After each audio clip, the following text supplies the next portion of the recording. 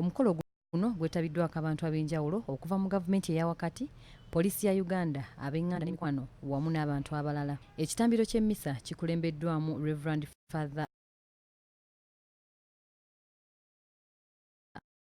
Anthony Kibira ng'ono mu kubuulira kwe wala naffe era amanyi buli kimu n'olwekyo tulina okuba. The tent we try to establish here on earth, we want to be raptured and be taken away, which is an invitation to each one of us, not so much to establish ourselves eternally here on earth. Mikwano gy'omugenzi ng'era bano be yasoma nabo obusirikale bwa poliisi batendereza engeri gye yeeyisizaamu okutuusa lw'afudde. DIG, that's the Deputy Inspector General of Police, was very sensitive for the unity of the force.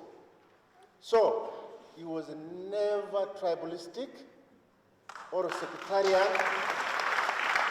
We joined after the fall of Idi Amin, and there was need to build a new police force, which was a pro-people force. That's how we joined police. Some of us were lawyers pursuing a postgraduate diploma at the Law Development Center. 5 of us abandoned it to go and serve and liberate the country.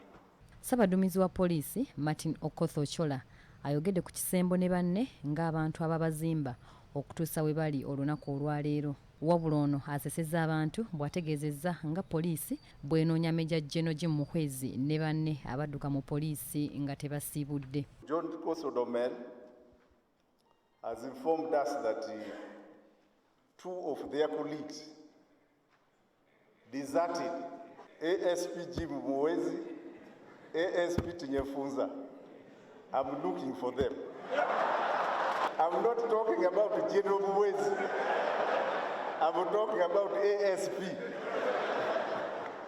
Oluvannyuma wabaddewo okwogera okw'enjawulo nga wano ab'enju y'omugenzi okuli abaana baganda be bamwogeddeko ng'omuzadde omulungi ng'abadde kirabo eri amaka kyokka bamu n'ebigambo bibaweddeko bwe batuusa okwogera.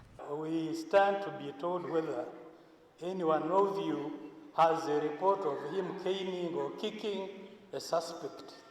He served diligently and was a faithful deputy IGP to Odomel. John loved everybody. Whatever he touched was good. He loved people. He loved his family. He loved his friends. We shared a lot. He loved all of us equally. He didn't have favorites. John Kisembo yazalibwa ng'ennaku z'omwezi lumu omwezi ogw'ekkumi 1955 e Kagadi mu Bunyoro ng'era yayingira poliisi mu 1980 ne bano okuli Meja General Jim Muhwezi, John Kose Odomelo gwe yasikira nga ssaabaduumizi wa poliisi mu 1999. Omulimu yagukolera ebbanga lya myaka 2. Oluvannyuma yasikirwa General Edward Katumba Wamala mu 2001. John Kisembo agenda kuziikibwa e Kagadi mu Bunyoro. Flavian Nkuze, BBS TEREFAYINA, Gambuuze.